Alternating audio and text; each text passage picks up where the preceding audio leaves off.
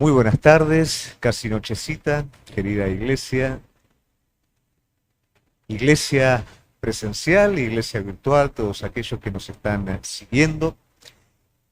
En este nuevo inicio de un estudio que es el libro de los Hechos o Hechos de los Apóstoles.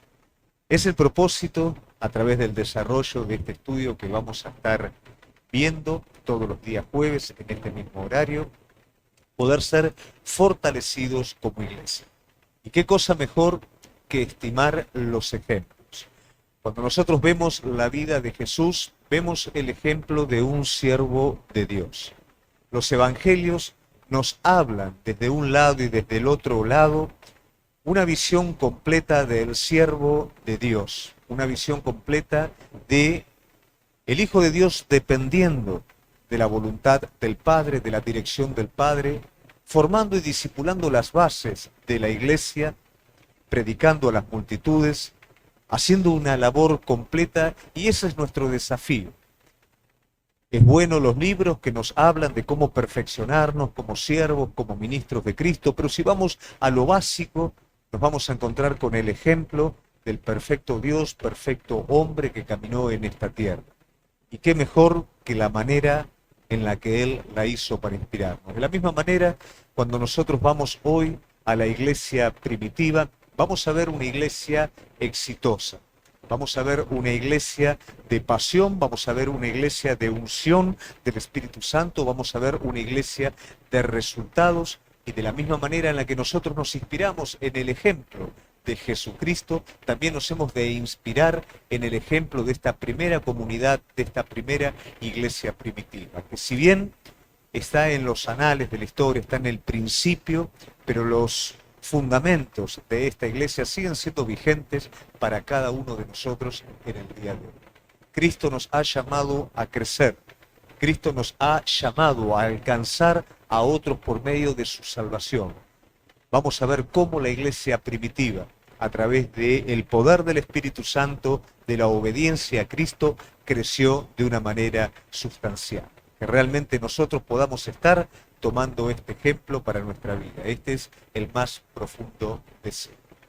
Así que vamos a estar viendo un poquito un contexto histórico, una reseña histórica, en el cual esta iglesia comienza a desarrollarse, porque probablemente en nosotros siempre está el criterio, ¿no es cierto?, de que la iglesia primitiva corría con ventaja. En cierta manera podemos decir que sí, pero también podemos decir que nosotros hoy corremos también con ventaja en comparación de la iglesia primitiva.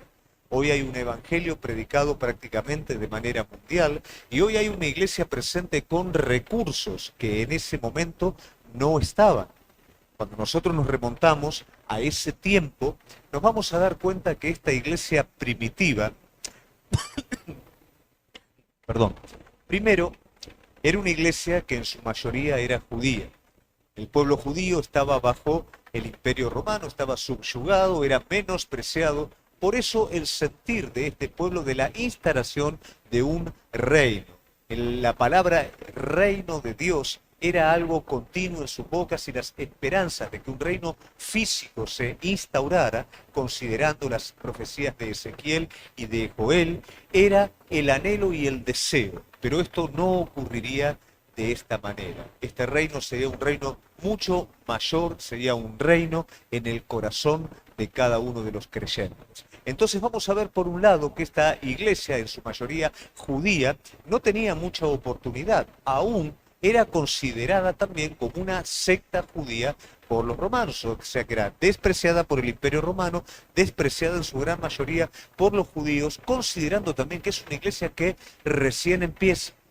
Aquellos que en algún momento les ha tocado la experiencia de plantar una iglesia, saben lo difícil que es comenzar algo de cero. Bueno, la iglesia primitiva tuvo que comenzar de cero. También muchas veces decimos, bueno, pero ellos tenían la experiencia directa de Cristo. Pero también debemos de mirar que muchos de aquellos que estaban a la expectativa de lo que ocurriría, lo habían visto a Jesús padecer, morir en la cruz, y ahora ellos tenían que aceptar un mensaje que aquel que ellos vieron morir era Señor, Dios y Mesías. Todo esto de alguna manera se convierte en una desventaja. Ahora, ¿cuál sería la ventaja? Por supuesto, la ventaja era la presencia del Espíritu Santo. Este Espíritu de Dios que descendía en la vida de las personas, que transformaba las vidas. Y esta era la punta de lanza, o esta era la famosa estrategia de Igle Crecimiento.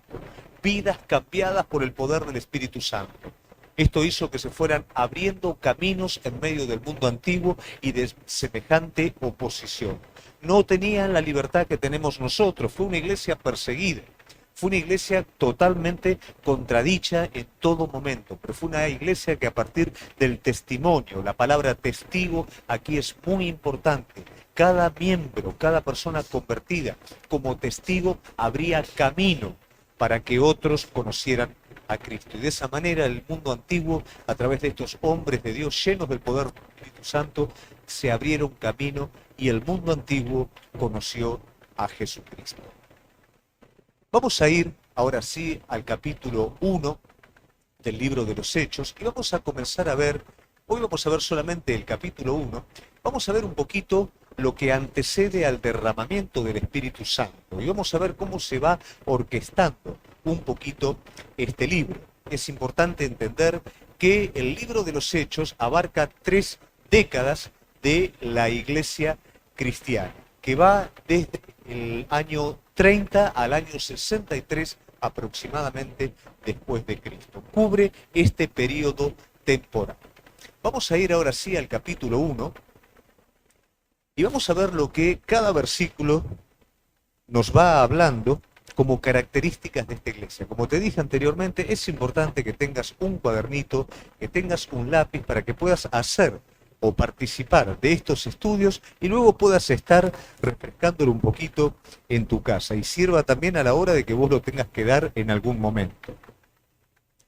Vamos a ir entonces al versículo 1 y dice: en el primer tratado, oh Teófilo, hablé acerca de todas las cosas que Jesús comenzó a hacer y a enseñar.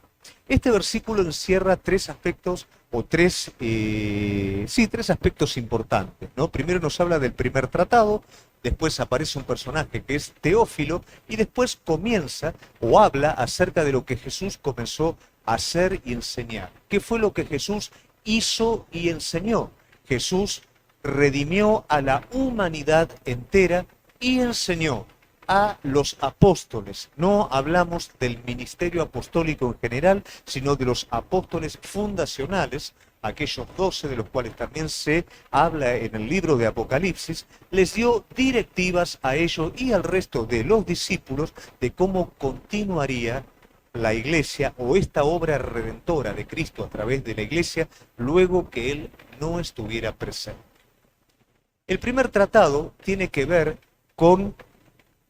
Ustedes van a ver en la Biblia, el libro de los Hechos tiene un título, ¿no? Que dice o bien Libro de los Hechos o Hechos de los Apóstoles. El título no era necesariamente originario, o sea, era un tratado, el cual el Libro de los Hechos sería el segundo tratado de el Evangelio de Lucas también, o sea que Lucas y el Libro de los Hechos estaban unidos, mientras el Evangelio según San Lucas habla hasta la ascensión de Jesucristo.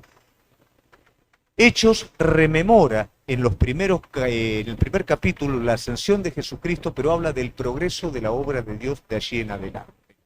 Teófilo es un personaje que para poderlo ver un poquito más detallado, probablemente nos tendríamos que ir al Evangelio según San Lucas y vamos a ver en el capítulo 1, del 1 al 4, que nos habla también acerca de Teófilo, perdonen. Digo Lucas porque muchos creen que Lucas ha sido el autor. Sin embargo, no se puede acentuar 100% que Lucas es el autor del libro.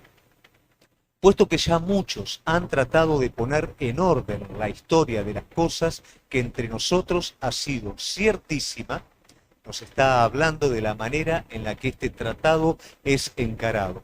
Viste que muchas veces las experiencias sin orden no solamente nos pueden confundir, sino nos pueden limitar también. Un hombre como el autor considera la necesidad que para que esa verdad, ese testimonio se desarrolle de manera completa, es necesario organizado. Todo esto se lo está hablando a Teófilo, que es el receptor de las cartas. Tal como nos lo enseñaron los que desde el principio lo vieron con sus ojos y fueron ministros de la palabra. Aquí nos está dando otra reseña del autor. El autor recibe de aquellos que fueron testigos presenciales, de allí recauda la información y también de otros que lo antecedieron a él. Me ha parecido también a mí, después de haber investigado con diligencia todas las cosas desde su origen, escribírtelas por orden, oh excelentísimo Teófilo. ¿Quién es Teófilo? Tampoco se sabe, ¿cierto? Muchos consideran que Teófilo es por el título de excelentísimo, ¿no es cierto? Una persona preponderante, una persona importante, un cristiano recién entendido. Algunos creen que es un dirigente cristiano, pero sí es un receptor de la carta. Algo que es importante entender, que en esa época solamente el 20% estaba alfabetizado, y poder hacer una inscripción tal como el Evangelio de Lucas y como el libro de los Hechos era algo muy costoso por el trabajo y por los elementos necesarios para esta inscripción. Entonces se entiende o se cree que este Teófilo es un mecenas. O sea que, aparte de ser una persona recientemente convertida, una persona de un nivel sociocultural alto, es una persona también que provee para que esto pueda ser llevado a cabo. Estos son los datos que nos brinda. Volvemos nuevamente al libro de los Hechos en su inicio. Vamos ahora al versículo 2. Dice, hasta el día en que fue recibido arriba, después de haber dado mandamientos por el Espíritu Santo a los apóstoles que había escogido. Por supuesto que la obra del Señor en esta tierra termina cuando Él asciende a la presencia del Padre, pero a partir de ese momento comienza la labor de la iglesia. El Señor dejó mandamientos para que la iglesia continúe esa labor. Iglesia de la cual vos y yo somos parte, por eso es tan importante prestar atención, sobre todo en estos primeros capítulos, porque esto nos corresponde a cada uno de nosotros. A veces nos extraviamos un poquito en entender la misión de la iglesia, en entender cuál es la responsabilidad que nosotros tenemos. Y es mi deseo realmente que este libro nos pueda permitir reencontrarnos con el propósito al cual el Señor nos ha llamado. Vamos al versículo 3 y dice, a quienes también después de haber padecido, se presentó vivo con muchas pruebas indubitables, apareciéndosele durante 40 días y hablándoles acerca del reino de Dios. Esto es importante porque vos te vas a dar cuenta que el Señor durante 40 días no es que les enseñó cuál era el sistema. Durante 40 días no les enseñó cómo se debían de comportar ellos, qué debían hacer, sino que esos 40 días tuvieron la función primaria de acentuar la convicción de ellos. Una sola cosa era necesaria, que ellos creyeran en Cristo.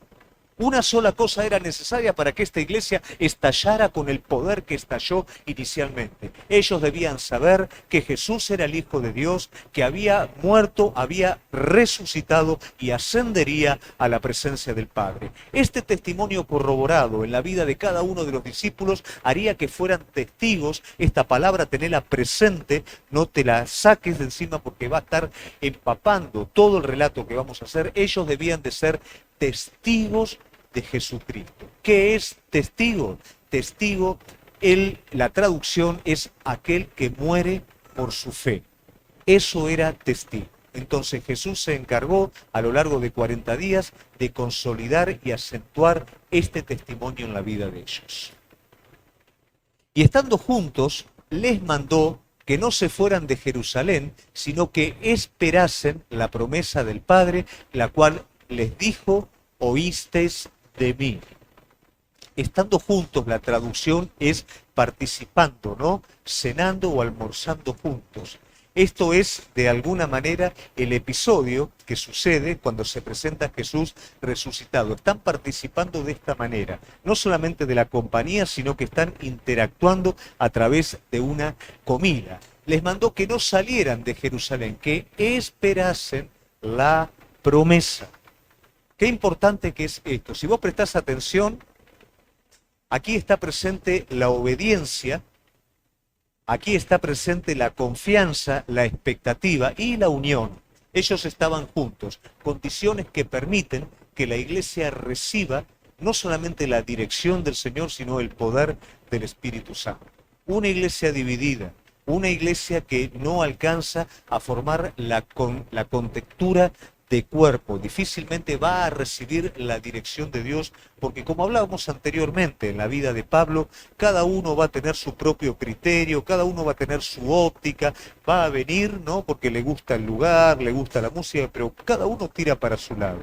Sin embargo, cuando juntos esperamos en la presencia de Dios y la unidad es el espíritu que nos caracteriza, por supuesto, no solamente recibiremos la dirección del Espíritu Santo, recibiremos también la potencia de lo alto.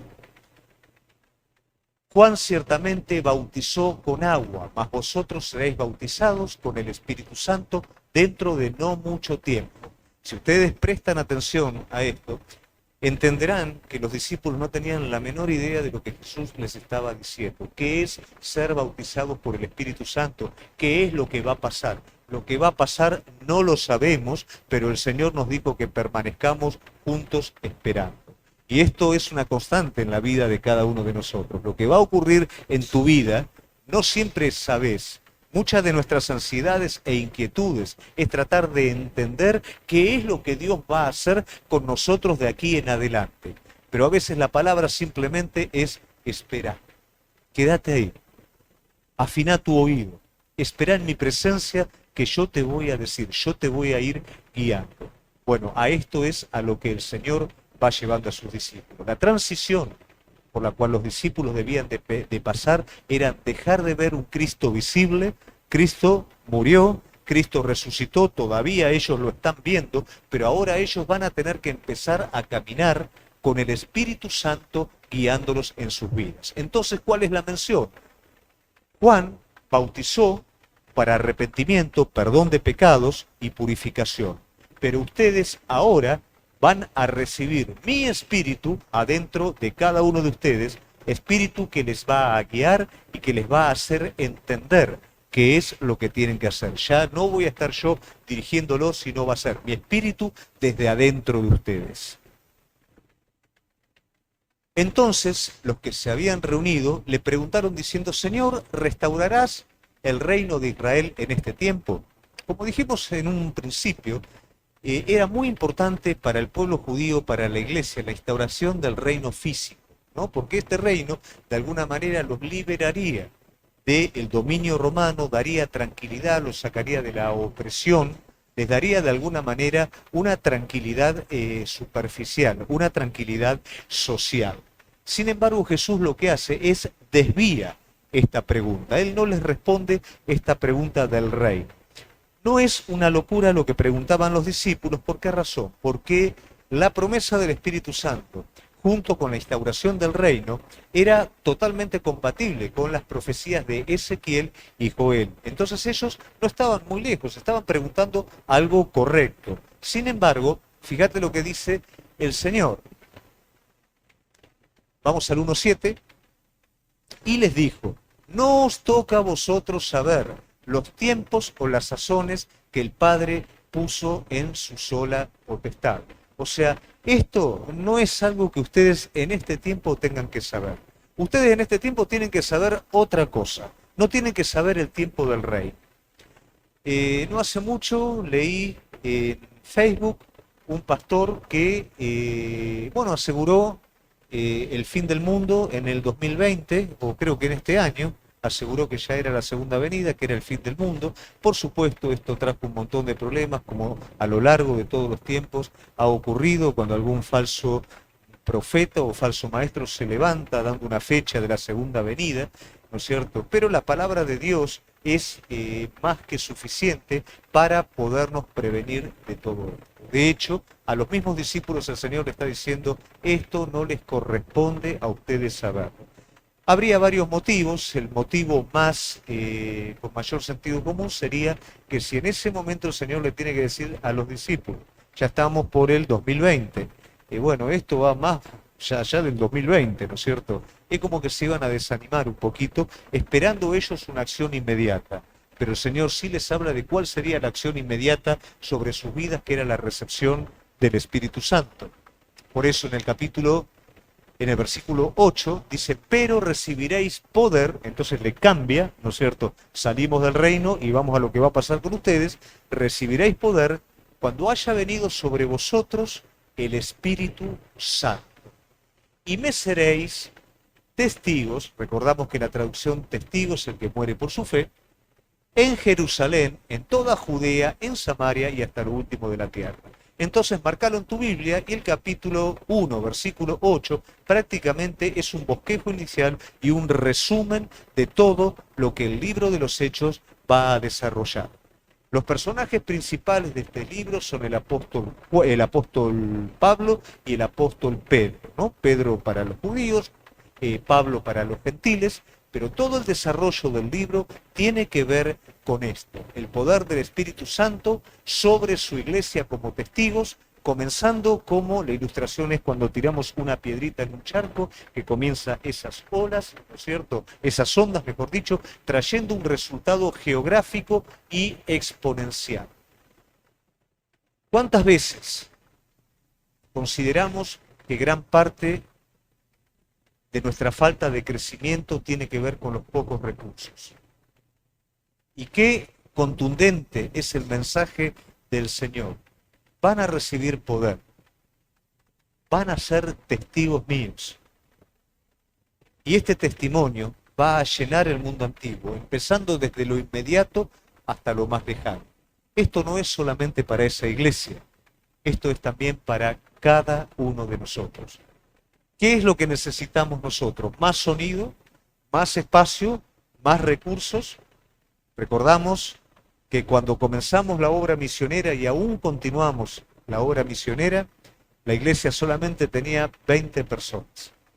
Y eso nos permitió construir un montón de cosas, seguir adelante, continuar hoy en el presente, sin depender necesariamente de los recursos, sino que poder recibir divinamente de muchos lados lo necesario, recursos personales, recursos materiales, porque el Espíritu Santo es el que está presente y es el que nos permite cumplir con su mandato, con su labor. No mires alrededor, no esperes tener las cosas para comenzar a hacer lo que Dios te mandó a hacer. Solamente basta en nuestras vidas que el poder del Espíritu Santo esté presente. Entonces, ¿qué va a pasar? Vas a dar testimonio de Cristo. Esa persona va a cambiar, no se va a entretener, esa persona no se va a convencer, sino que va a ser transformada. Y esa persona se va a convertir en otro testigo y de esa manera la iglesia va a crecer exponencial y geográficamente.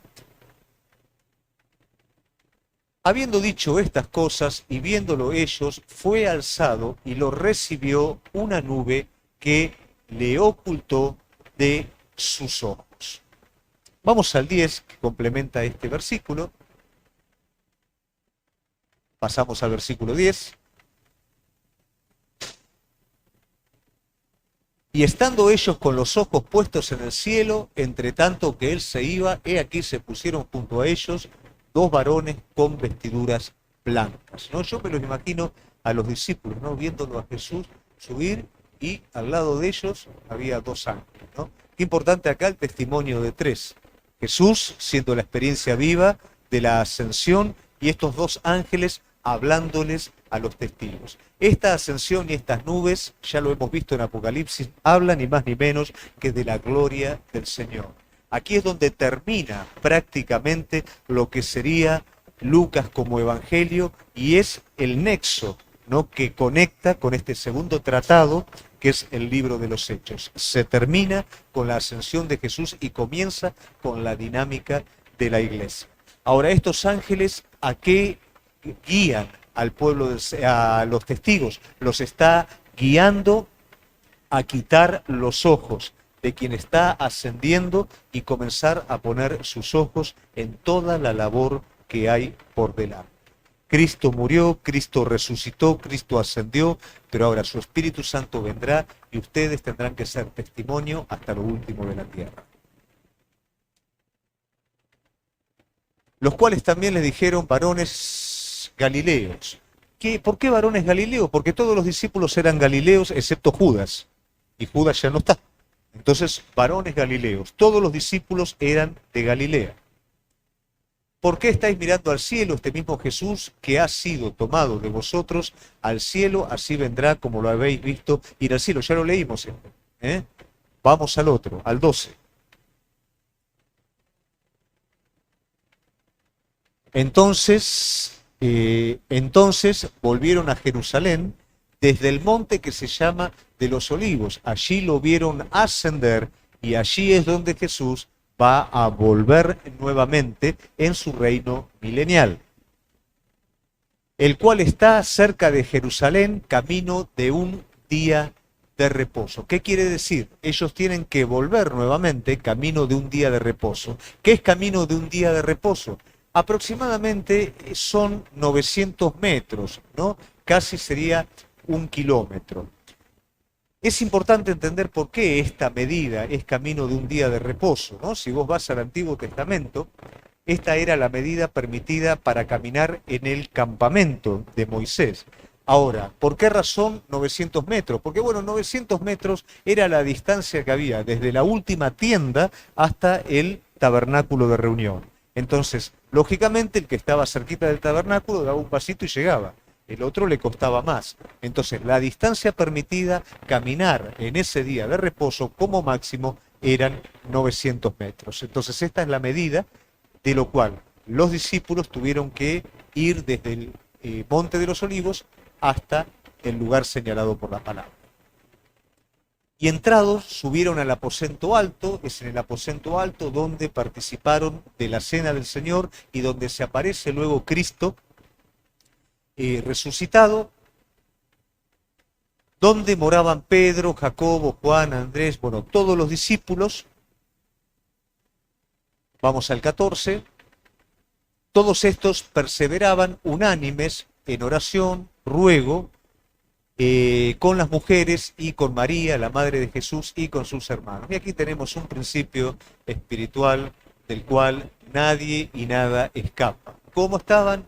Juntos, perseverando, orando. Si queremos que algo pase, si queremos que el poder del Espíritu Santo se derrame en nuestras vidas, se derrame en la iglesia, no hay nada nuevo bajo el sol, es necesario estar unidos en un mismo espíritu, perseverando y orando juntos, para que lo que Dios prometió con su boca lo concrete con su mano. Vamos al 15. En aquellos días, Pedro se levantó en medio de los hermanos, y los reunidos eran como 120 en número. Ese era el grupo que estaba allí. Vamos al 16. Varones, hermanos, era necesario que se cumpliese la Escritura, en que el Espíritu Santo habló antes por boca de David acerca de Judas, que fue guía de los que prendieron a Jesús. Es importante entender esto. Probablemente el grupo de personas que estaba alrededor viendo cómo se movían los cristianos pedirían razón seguramente, pero ¿cómo es esto? Si ustedes me están predicando que Jesús es el Mesías, Judas estaba caminando entre ustedes, es notorio lo que pasó con Judas, Judas lo entregó. Entonces explíqueme, ¿cómo una persona mala puede estar teniendo poder sobre el Mesías? Razonamientos naturales, humanos, pero qué bueno que Pedro nos lleva a la Escritura y le enseña o le testimonea a las personas que están a su alrededor, fundamentado en la palabra de Dios, qué fue lo que pasó. A veces nosotros nos llenamos de experiencias y le contamos a la gente un montón de experiencias, que de alguna manera esto es de aliento. Pero finalmente lo que va a edificar el carácter y la vida de una persona es todo aquello que nosotros podamos pronunciar fundamentado en la palabra de Dios. Es decir, esto está acá. Lo que yo te estoy contando no viene del aire, no viene desde mí mismo, sino te estoy contando lo que me tocó ser testigo a partir de la palabra de Dios. Esto estaba escrito. Entonces, aquellas cosas que a todos ustedes les trae dudas sobre lo que pasó con Judas y con el Señor, ya estaba escrito. Y déjame decirte que no hay mejor testimonio que ese. Cuando uno cree tener la razón por su sentido común, sin embargo el sentido común divino va mucho más lejos que eso y decir esto se habló con miles de años de anterioridad. Frente a este argumento no hay otro argumento que lo pueda superar. Y eran contados con nosotros y tenía parte en este ministerio. ¿Qué pasó con Judas? Bueno, más adelante el apóstol lo va a estar diciendo, ¿no? Salieron de nosotros, pero no eran de nosotros. Estar no quiere decir necesariamente ser. Esto no solamente pasó en esa época, esto también pasa hoy en día. Estar en una iglesia no quiere decir necesariamente ser una persona nacida de nuevo. Muchas veces hay cosas que nos agarran de sorpresa. ¿Cómo puede ser que esta persona que venía, que era tan fiel, ahora de la noche a la mañana no se disparó completamente para el otro lado? Es muy difícil que una persona no se dispare directamente para otro lado. Puede haber un proceso de deslizarse, de caída, ¿no es cierto? Pero también hay un asunto de pertenencia en todo esto. Muchas veces no estamos en la iglesia por el motivo correcto o en el espíritu correcto. Este pues, con el salario de su iniquidad, adquirió un campo, y cayendo de cabeza se reventó por la mitad, y todas sus entrañas se derramaron. Uno se pregunta, ¿cómo puede ser esto? ¿Qué pasó? ¿Se ahorcó y explotó? No, probablemente ese árbol estaba a orillas de un precipicio, y lógicamente con los calores que hay en esa tierra, en el momento en el que el cuerpo entra en descomposición, pudo haber seguramente cedido la rama, ese cuerpo se desplomó en el barranco y todo ese hinchazón, ¿no?, del cadáver, lógicamente explotó. En ese momento se derramaron todas sus vísceras. Eso es, en una explicación natural, lo que probablemente pudo haber ocurrido. De tal manera que aquel campo se llama de su propia lengua Seldama, que quiere decir campo de sangre. También se conoce este lugar donde muere Judas como campo del alfarero, dado a su suelo arcilloso. De allí se sacaba material para la construcción de utensilios. Entonces, Aceldama también es conocido como el campo del alfarero. Es necesario, pues, que de estos hombres que han estado juntos con nosotros todo el tiempo que el Señor Jesús entraba y salía entre nosotros, vamos al 22, comenzando desde el bautismo de Juan hasta el día que de entre nosotros fue recibido arriba, uno sea hecho testigo con nosotros de su resurrección. Paramos un poquito aquí. Acá se va a cuestionar un poquito, ¿no?, el asunto de la parte apostólica de Matías. De hecho, para ser parte del grupo apostólico, sí era necesario algunos requisitos de los cuales está aquí, ¿no? Comenzando desde el bautismo, o sea que fue un testigo, fue alguien que participó del Cristo terrenal, ¿no?, hasta el día que de entre nosotros fue recibido arriba, participó de la ascensión también. Entonces hay alguien que tiene que estar ocupando eso. Muchas de las especulaciones que se hacen, se apuraron los discípulos en elegir a otro más. Una de las preguntas también que flota en el aire: ¿quién es ese apóstol número 12? ¿Es Pablo? ¿Es Matías? ¿Qué nos dice la palabra? Vamos a tratar de ver esto y desde allí cada uno sacará su propia opinión. Si era necesario que alguien ocupara ese lugar, ¿por qué? Porque estaba escrito. De la misma manera que estuvo escrito en la suerte de Judas, también está escrito que otro ocuparía su lugar. Vamos al 23. Y señalaron a dos: a José, llamado Barsabás, que tenía por sobrenombre Justo, y a Matías. 24. Y orando dijeron: tú, Señor, que conoces los corazones de todos, muestra cuál de estos dos has escogido. Te salteaste donde está escrito, ¿no es cierto? A ver. Anda el versículo 20, 1:20. Eso nos da la base, porque está escrito en el libro de los Salmos, sea hecha desierta su habitación y no haya quien more en ella. Tome otro su oficio. ¿Mm? Esto nos está resumiendo, de alguna manera lo tenemos en el Salmo 69, 25 y 109, versículo 8, nos está resumiendo la suerte de Judas y también nos está abriendo a alguien que tendría que estar ocupando ese lugar. Esto es algo escritural. Entonces, para aquellos que consideran que los discípulos hicieron algo fuera de las escrituras, no es así. Ellos, conociendo las escrituras, sabían que alguien, luego de la suerte de Judas, debía de ocupar ese lugar. Vamos a los versículos que estamos antes, entonces. Para que tome otro la parte de este ministerio y apostolado, del que cayó Judas por transgresión para irse a su propio lugar. Vamos al 26. Y les echaron suerte, y la suerte cayó sobre Matías, y fue contado como los 11 apóstoles. Vamos al 27. 26, perdón, quedamos ahí. Echaron suerte, y ahí es donde también, ¿no? Entramos en conflicto. ¿Cómo puede ser que se decida esto de esta manera? Vamos a ver que esto simplemente ocurre una sola vez en el libro de los Hechos. Era también una forma en la que se determinaba, ¿no es cierto?, a ver si era la voluntad de Dios o no era la voluntad de Dios. Algo que sí nosotros tenemos en cuenta, antes de apurarnos a decir los discípulos se equivocaron, es entender en el estado en el que estaban los discípulos. Ellos estaban unánimes, estaban en oración, estaban en obediencia, estaban buscando la voluntad de Dios y aún el Espíritu Santo no había descendido sobre ellos. Entonces lo que ellos hicieron es algo con sentido común espiritual. Hicieron según la luz que ellos tenían, pero no es algo que hicieron de manera netamente carnal. Después, ¿quién ocupó el lugar número 12?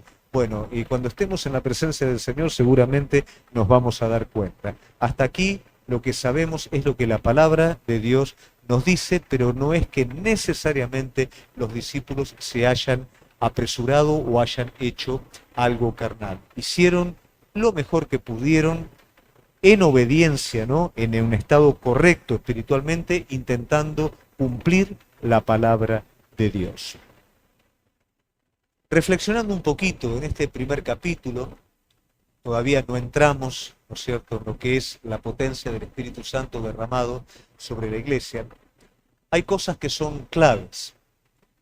Hoy por hoy, por un asunto natural, todo el mundo quiere desarrollarse y crecer en lo que está haciendo. A veces esto nos lleva a cometer errores, ¿no es cierto? Queriendo ver resultados inmediatos, accedemos a medios que no son del todo claros, no confiamos completamente en la dirección o en la dependencia del Espíritu Santo, pero sí la palabra de Dios nos dice el cómo. ¿Cómo fue que la iglesia creció? La iglesia creció por el poder de Cristo. Y la iglesia creció por el testimonio de gente convertida. El fundamento de esta explosión espiritual fueron discípulos que obedecieron, que creyeron y que esperaron lo que Cristo prometió. Esto también es importante hoy. Como dije en un principio, corremos con ventajas y desventajas. Tal vez nuestra desventaja presente es que tenemos mucho más de lo que ellos tenían en ese momento. Pero también tenemos a nuestra disposición la experiencia de ellos, la realidad del Espíritu Santo. Falta la parte nuestra, esa parte de obedecer, de unirnos, de buscar al Señor en su poder y de aspirar realmente a la conversión, al cambio sustancial de la vida de las personas. La obra de Jesucristo no fue para entretener personas, sino fue para que esas personas sean salvadas y transformadas, para que su vida entrara por medio del Espíritu Santo de Dios en ellas, para que sus familias que los vieron en momentos malos, como drogadictos, como delincuentes, como personas malas, indiferentes, desamoradas, ahora puedan ver una nueva creación, una nueva criatura. Ese es el testimonio de poder más fuerte que tenemos. Cuando hablamos de lo difícil de los tiempos presentes, no nos damos cuenta que el testimonio que va a abrir cualquier dureza. Va a ser una vida renovada, llena del poder del Espíritu Santo. Eso es lo que cambia, eso es lo que transforma. Por eso Jesús dijo, vayan por todo el mundo, y no es hagan grandes eventos, hagan discípulos. Por supuesto que los eventos ayudan, mueven un poquito todo, pero la base ¿qué es? Hagan discípulos. Prediquen en el poder del Espíritu Santo, que haya un cambio, una conversión en esas vidas, y esas vidas serán testigos inmediatamente. A mí no me enseñaron a evangelizar, pero el día que recibí al Señor y recibí la gracia divina, fluía de mi interior poderle hablar a otros de cuán cosas maravillosas Cristo había hecho en mi vida. No me tuvieron que decir, andá y evangelizá. Iba y hablaba lo que podía y como podía porque necesitaba darle a otros lo que había recibido. Esta misma realidad de la iglesia de los Hechos es la que estamos necesitando en el presente. Estamos necesitando una realidad con Dios. Estamos necesitando conversiones verdaderas. Estamos necesitados ir al aposento alto y juntos, como cuerpo de Cristo, orar, buscar al Señor, hasta que realmente los cielos se abran y nosotros, sin ninguna otra cosa más que la llenura del Espíritu Santo o la renovación del Espíritu Santo, podamos hablarle a este mundo entero de quién es Jesucristo. Y esos nuevos discípulos inmediatamente serán medios para que el testimonio de Jesús no pare y siga creciendo. Es mi deseo que esta iglesia inicial nos esté inspirando, o esta dinámica inicial nos esté inspirando a nosotros, con todo lo que hoy nosotros tenemos, que esa iglesia no tenía, pero vamos a aspirar a lo que esa iglesia tenía, el poder y la llenura del Espíritu Santo de Dios. Te invito allí donde estás, a que puedas estar cerrando tus ojos. Luego vamos a compartir un tiempo por Zoom, y si es tu deseo preguntar al respecto o poder profundizar un poquito más acerca de este estudio, ahí vamos a estar para contestar cualquier pregunta que tengas, para charlar juntos acerca del tema y seguir creciendo en este estudio, que es el libro de los Hechos. Vamos a orar en el lugar en el que estamos a nuestro Señor y vamos a decirle al Señor, yo quiero que ese mismo fuego que descendió